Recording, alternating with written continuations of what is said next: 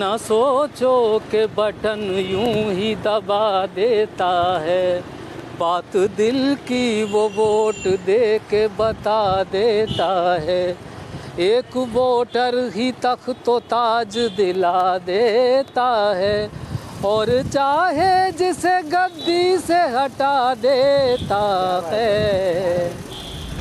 उत्तर प्रदेश की इटावा लोकसभा सीट पर बीजेपी का कब्जा है, लेकिन 2019 में सीट पर कौन बाजी मारेगा, बीजेपी, महागठबंधन या फिर कांग्रेस? ये तय करने में इटावा का युवा वोटर अहम भूमिका अदा करेगा।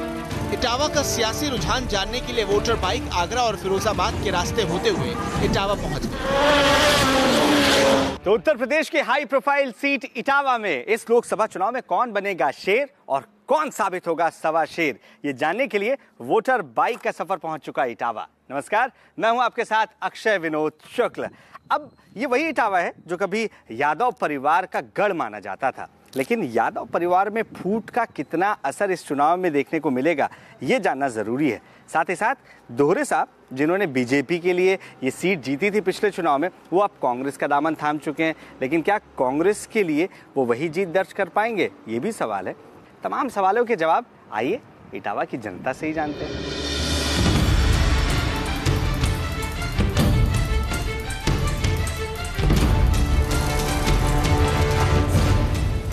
इटावा में हम दाखिल हो चुके हैं। वोटर बाइक रफ्तार से दौड़ रही थी। इस सफर में इटावा के पटेल चौक पर हमारी मुलाकात म्यूजिक टीचर स्वदेश कुमार डिकोस्टा से हुई। तो इटावा के पटेल चौक हम पहुंच चुके हैं। दरअसल यहाँ से हमारे साथ एक शख्स जुड़ने वाले हैं। सर, आपका शुभ नाम पहले बताइए। स्वदेश कुमार डिकोस्टा। डिकोस्टा जी जो हैं वो म्यूजिक टीचर हैं यहाँ पर, और अब इनके साथ सुरीले सफर में हम आगे बढ़ेंगे। 7 रंगों का आसमान है ये मतदाता। म्यूजिक टीचर स्वदेश कुमार डिकोस्टा ने हमें बताया कि घोड़ा चाय इटावा में बहुत मशहूर है और इस दुकान पर चाय के साथ चुनावी चर्चा भी खूब होती है। मुझे ये समझाइए कि गुप्ता जी की चाय तो वो कह रहे हैं बहुत प्योर दूध से बनी है, आपको लग रहा है ऐसे ही कोई प्योर नेता भी है आपके इलाके में?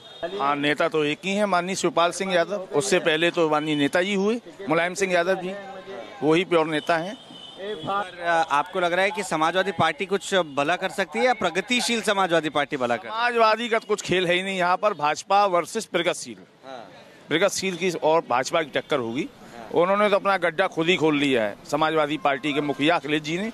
आप ये बता दीजिए कि आपको लग रहा है कि ये जो मुद्दे हैं उससे ज्यादा शिवपाल या फिर मुलायम या फिर अखिलेश या फिर मोदी, इन चेहरों पर ही चुनाव निपट जाना है? सिर्फ यहाँ का चुनाव शिवपाल सिंह यादव, मुद्दे उद्दे नहीं? नहीं, कोई चेहरा शिवपाल सिंह। यहाँ लोग शिवपाल के लिए जान देने को तैयार हैं। यहाँ पे शिवपाल के नाम पर तो लोगों का कहना है कि और मुद्दे की जरूरत ही नहीं, शिवपाल का चेहरा ही काफी है। इटावा में क्या और मुद्दे है नहीं? शिवपाल जी यहाँ के दिलों की धड़कन, और सबसे बड़ी बात है किसी का भी दुख दर्द हो, लोग दुख दर्द में जो शामिल होते हैं वही नेता होता है। को क्या लग रहा है कि आप भी शिवपाल के साथ जा रहे हैं या कोई और दूसरी चॉइस है और कोई दूसरे मुद्दे हैं? भाई चॉइस तो मुझे लगता है देश की एक ही है। कौन? मोदी। ऐसा क्या? वही है, और दूसरा मुझे तो दिखता नहीं। कोई प्रधानमंत्री के पद के लिए है, और यदि ये चुनाव हो रहे हैं, ये हो रहे हैं प्रधानमंत्री पद के लिए, ना कि किसी मुख्यमंत्री और कोई एमएलए के लिए। आप मुझे बताइए कि क्या डिजिटल इंडिया का जो सपना था वो पूरा हुआ इटावा में? कहीं नहीं हुआ। इटावा क्या किसी शहर में नहीं पूरा हुआ। आप ये बताइए, डिजिटल इंडिया वो कहते हैं नरेंद्र मोदी जी, आपने किसी बैंक में देखा, किसी LIC ऑफिस में देखा जाके कि क्रेडिट कार्ड से पॉलिसी जमा होती है? नहीं होती है। नरेंद्र मोदी जी कहते हैं डिजिटल इंडिया। किस दुकानों में मशीनें लगी हैं? छोटी बड़ी दुकानों की बात नहीं कर रहा, छोटी दुकानों की। आदमी जब छोटे से उठेगा तभी तो ऊपर जाएगा। कि सिर्फ अमेठी और रायबरेली का विकास, पूरे भारत से वोटों की आस। जनता खाती है घास और बाबा खाते हैं च्यवनप्राश। और लोहिया की नीतियां हमारे पास, नीतियां कहती हैं घर का विकास। जीतने वाला चेहरा नहीं आसपास, लेकिन प्रधानमंत्री हम बनेंगे ऐसा विश्वास। बहरहाल ये तो घोड़ा चाय स्टॉल पर हम पहुंचे थे। इटावा में और भी बहुत कुछ है और बहुत सारी राय है। आइए सबसे मिलते हैं, सबसे मुखातिब होते हैं। इटावा में इस बार सियासी समीकरण इसलिए भी दिलचस्प है क्योंकि 2014 में जिस शख्स ने बीजेपी के टिकट पर यहां से जीत दर्ज की थी, वो अब कांग्रेस का दामन थाम चुके हैं और फिर से मैदान में। दरअसल बीजेपी ने इटावा से मौजूदा सांसद अशोक कुमार दोहरे का टिकट काट दिया और रामशंकर कठेरिया को इटावा से उम्मीदवार बनाया है। 2014 में रामशंकर कठेरिया आगरा से जीते थे, लेकिन इस बार बीजेपी ने उन्हें इटावा शिफ्ट कर दी। बीजेपी से नाराज अशोक दोहरे कांग्रेस में शामिल हो गए और इटावा से उन्हें टिकट मिला है। उधर महागठबंधन ने समाजवादी पार्टी के कमलेश कठेरिया को अपना प्रत्याशी बनाया है। इटावा की चुनावी जंग दिलचस्प होने की दूसरी वजह शिवपाल सिंह यादव की पार्टी का यहां से चुनाव लड़ना भी। शिवपाल यादव साल 1988 में इटावा जिला सहकारी बैंक के अध्यक्ष चुने गए थे और 1996 में मुलायम सिंह यादव ने भाई के लिए जसवंत नगर सीट छोड़ दी थी।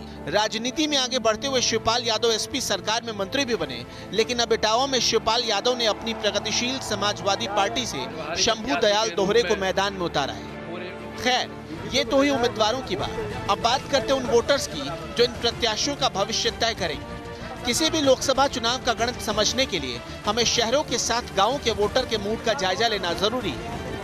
लिहाजा बदले सियासी समीकरण की तासीर समझने के लिए हमने गांव का रुख किया।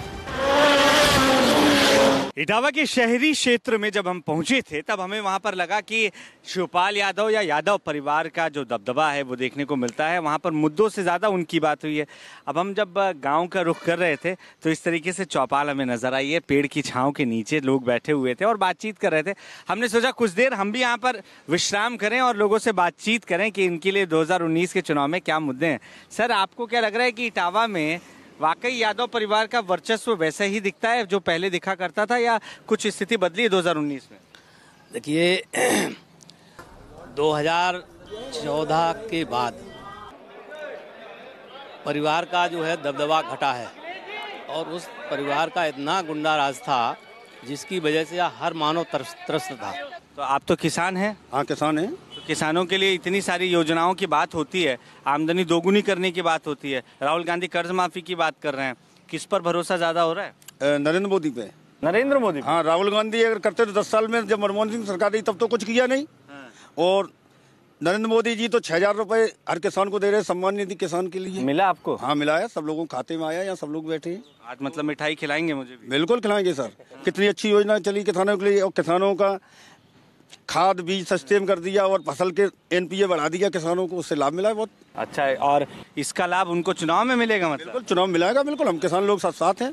खैर, आपको भी लग रहा है कि ये शौचालय बना है? पहले तो ये बताइए, आपके घर में बना है? हमारे घर में नहीं बना साहब। नहीं बना? नहीं बना। तो आपने कभी बोला नहीं कि ये तो सरकार कह रही है कि हर घर शौचालय हम बनवा रहे हैं, हमें साहब प्रधान के ऊपर है, वो नहीं बनाता तो क्या करें? अच्छा, हाँ, यानी मोदी सरकार से कोई नाराज दे रहे हैं लेकिन ये दे नहीं रहे, फिर क्या है? अच्छा, हाँ। और आपको क्या भरोसा है किसी पार्टी पे कि वो आपका काम आसान कर सकती है, जिंदगी आसान कर सकती है? हाँ, भरोसा है। कौन सी पार्टी? अब बीजेपी करेगी आसान। है? 5 साल में आसान हुआ क्या कुछ? अभी तो आसान नहीं हुआ, हो जाएगा आसान। है? ऐसा क्या किया मोदी ने? मोदी ने जो इन्हें कभी 40 साल 60 साल नहीं किया, वो 5 साल में कर दिया है। अब तो राहुल कह रहे हैं मैं 20 लाख नौकरी दूंगा 1 साल में। 20 साल नौकरी कहाँ से देंगे? 60 साल में किसी को ये नहीं दिया कि शौचालय चली का 2,000 रुपए देते, तो अब कहाँ से 72,000 दे देंगे? हाँ, अब कहाँ से दे देंगे? अब तो कुछ है ही नहीं उनके पास। और जब चुनाव का वक्त आया तो इतने कमजोर नहीं तो सांठ-गांठ क्यों कर रहे हैं? एक एक करके लड़ो सबसे। हाँ, सब लोग मिलकर मोदी से अकेले लड़ रहे हैं तो कमजोर तो हैं ही, और कमजोर हो जाएंगे। अच्छा, ये भ्रष्टाचार से लड़ाई कौन लड़ सकता है? आपको लग रहा है कि कोई पार्टी है जो भ्रष्टाचार से भी लड़ सकती है? कोई नहीं, नरेंद्र के सामने, मोदी सामने कोई नहीं लड़े पाएगा। कोई नहीं? नहीं। तो यहाँ पर ऐसा लग रहा है कि जमीन पर वो तमाम योजनाएं उतरी हैं जो किसानों के लिए लाई गई थी या गरीबों के लिए लाई गई थी, चाहे शौचालय की बात करिए, चाहे फसल की बात करिए, फसल बीमा की बात करिए। तो इसका फायदा कहीं ना कहीं बीजेपी सरकार को मिल सकता है या बीजेपी पार्टी को आने वाले चुनाव में मिल सकता है। ये इटावा के ग्रामीण क्षेत्र की बात हम कर रहे हैं। 2019 में महागठबंधन के साथ साथ कांग्रेस और बीजेपी को लेकर युवा वोटर की सोच क्या है? 21वीं सदी में बालिग हुए ये मतदाता क्या उम्मीद कर रहे हैं, इस बारे में बताएं। लेकिन पहले आपको इटावा के वोटों का समीकरण समझाते हैं। इटावा लोकसभा सीट पर करीब 18 लाख वोटर हैं, जबकि साल 2014 में 17,07,000 वोटर थे। इनमें 55% पुरुष और 45% महिला वोटर थे। इस बार 1 लाख से ज्यादा वोटर बढ़े हैं। नए वोटर का सियासी रुझान क्या है, उसके अपने क्या मुद्दे हैं, ये वोटर किन बातों को जहन में रखकर वोट करने वाला है, इन सवालों के साथ जहन में एक और सवाल था कि क्या समाजवादी पार्टी अपने गढ़ को 2019 में बचा पाएगी। इटावा सीट पर मुलायम सिंह यादव परिवार की पकड़ मजबूत रही है। 1996, 1999, 2004 और 2009 में इस लोकसभा सीट पर एसपी का कब्जा रहा। 1991 में काशीराम इटावा से सांसद चुने गए। बीते करीब 4 दशक में बीजेपी इटावा सीट से सिर्फ 2 बार ही जीत दर्ज कर सकी है। इस बार युवा वोटर किसके साथ होगा, ये सवाल हमने कुछ स्टूडेंट से किया जो राजनीति की हलचल से अच्छी तरह वाकिफ थे और चुनाव को लेकर उत्साहित थे। न्यू इंडिया यानी कि नया भारत कैसा हो, ये काफ़ी हद तक निर्भर करता है युवाओं पर। और यही वजह है कि हम जहाँ जाते हैं हम कोशिश करते हैं कि युवाओं को ज़रूर पकड़ा जाए। तो अभी हमें कुछ इंस्टीट्यूट से निकले बच्चे नज़र आए। हमने सोचा थोड़ी देर रुका जाए, उनसे बात किया जाए। पहले आपसे मैं समझूंगा कि आपके लिए ये न्यू इंडिया है क्या। जो हम लोग की जो न्यू जनरेशन है, कैसे क्या डेवलप हम लोग चाहते हैं हमारी कंट्री में, वो चाहते हैं। तो आप तो इस बार वोट भी देने जा रही हैं। तो आप मुझे ये बताइए कि आपको क्या लग रहा है कि कौन आपके सपने पर खरा उतर सकता है, कैसा नेता है, उसके बारे में थोड़ा सा बताइए। I think BJP, Modi. क्या कह रहे हैं? पकौड़े बेच के बेहतर ये रोजगार मिला है। पकौड़े बेच को हम लोग पढ़ रहे हैं, आज देख रहे हैं, इसीलिए पढ़ रहे हैं, बीटीसी कर रहे हैं पकौड़े बेचने के लिए। 2 करोड़ लोगों को रोजगार मिल रहा था, कहाँ मिला? आप जानते, सभी जानते हैं कैसे मिला रोजगार। बस जुमलेबाजी है और कुछ नहीं है। 2000 रुपए दे के मतलब केवल वोट खरीदने का काम कर रहे हैं नरेंद्र मोदी, और कोई काम ही नहीं है। मतलब अभी स्वरोजगार योजना के माध्यम से केवल पकौड़े बेचना सिखवाया है और चौकीदारी करना सिखवाया गया है।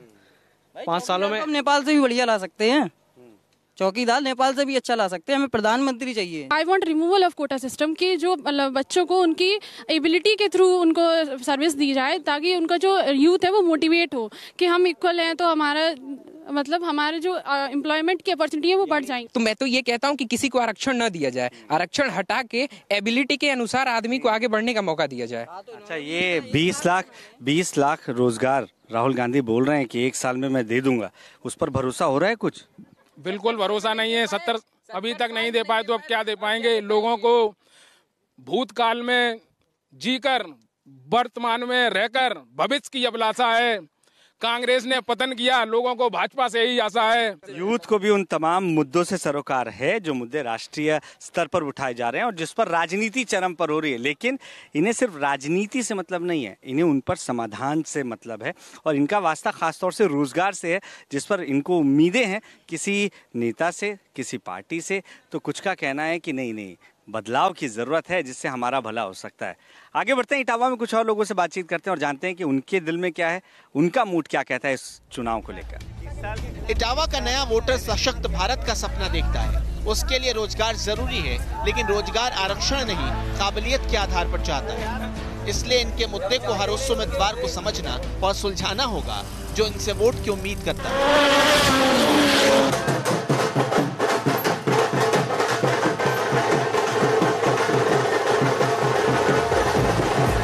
इटावा की सड़कों पर वोटर बाइक दौड़ती जा रही थी।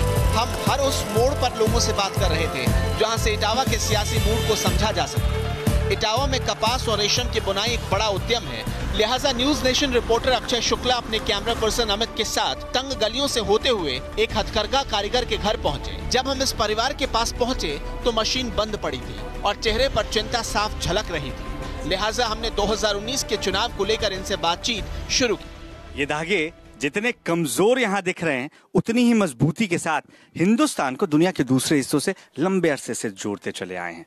इटावा में बुनकर समाज के पास आज हम पहुंचे हैं ये जानने के लिए कि आखिर इनसे जो किए वादे थे, क्या वो वादे पूरे हुए हैं, क्योंकि ये धागे आज इनके परिवार के लिए मुख्य आधार हैं, मुख्य आजीविका हैं। लेकिन क्या इनके लिए आसान हुई है जिंदगी बीते 5 सालों में, और इनकी क्या उम्मीदें हैं? पहले आप बताइए कि 5 साल में आपको लग रहा है कि आपके अच्छे दिन आए हैं? बिल्कुल नहीं आए। कैसे? क्योंकि जो धागा था वो आज तक किसी ने वादा ही पूरा नहीं किया जो सस्ता करेंगे, दिन पे दिन बढ़ता ही चला जाता। और क्या तकलीफें हैं और क्या मुद्दे हैं जो आपको लग रहा है कि इस लोकसभा चुनाव में उठने चाहिए? लाइट की समस्या है सबसे बड़ी, तो जो हम लोगों को मिलती थी सब्सिडी वगैरह, इसकी वो भी खत्म कर दी जा रही है। ये बिजली कोई समस्या है? आप जब काम करते हैं तो क्या बिजली रोज कट रही है? बिजली रोज 2 घंटे 3 घंटे जाती है, बराबर जा रही है बत्ती। और हमेशा जाती आती, कभी रात को 2 घंटे जाती, कभी दिन में 2-3 घंटे जाती, 4 घंटे। पहले से स्थिति सुधरी है लाइट की या पहले से खराब हुई? बिगड़ी है और ज्यादा। अच्छा, आप चाचा जी? बहुत ज्यादा है। नहीं सुधरी, पहले से बहुत ज्यादा है। हम लोग इतने परेशान है कि हम आपको बता नहीं सकते कितनी परेशानी है। अच्छा, कई वादे तो अखिलेश की सरकार ने भी किए थे, गोदाउन खुलेंगे और ये सारी चीजें, क्या वो हुआ है?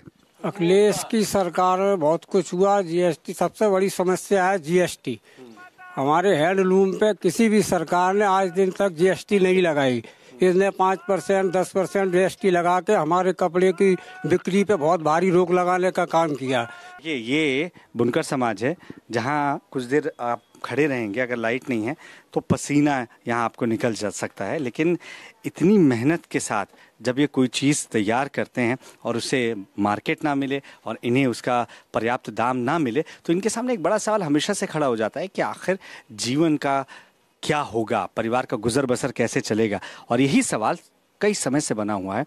हर सरकार आती है, सपने दिखाती है और उसके बाद 5 साल के लिए गायब हो जाती है। लेकिन अब इनकी मांग ये है कि सिर्फ सपने मत दिखाइए, सिर्फ दावे या वादे मत करिए, उसे हकीकत की ज़मीन पर उतारिए, तब कुछ होगा, तब आप एतबार जीत पाएंगे। इटावा के मेहनतकश हथकरघा कारीगर कारोबार की धीमी रफ्तार को लेकर फिक्रमंद, इसलिए एक ऐसी सरकार की उम्मीद करते हैं जो इनके बारे में सोच सके। लोकसभा चुनाव 2019 में इटावा में कौन किस पर 20 साबित होगा, इसका पता तो 23 मई को ही चलेगा। लेकिन इतना जरूर है कि शिवपाल के प्रति सहानुभूति वोट एसपी बीएसपी गठबंधन को पहुंचा सकते हैं चोट। वहीं दूसरी ओर इस बार कांग्रेस की सीट से खड़े हुए अशोक दोहरे, जिन्होंने पिछली बार बीजेपी की टिकट से चुनाव जीता था, वो इतिहास को दोहरा पाए ये थोड़ा मुश्किल है, क्योंकि मोदी लहर का फायदा इस बार कठेरिया को मिलता हुआ नजर आ रहा है। तो इटावा से अभी के लिए इतना ही। कहते हैं कि चलती का नाम गाड़ी है, तो आपसे मिलेंगे किसी नए शहर पर, नए लोगों के साथ, नए मुद्दों के साथ। तब तक आप लगातार रहिए न्यूज़ नेशन के साथ, क्योंकि खबरों का सफर यहाँ कभी नहीं थमता।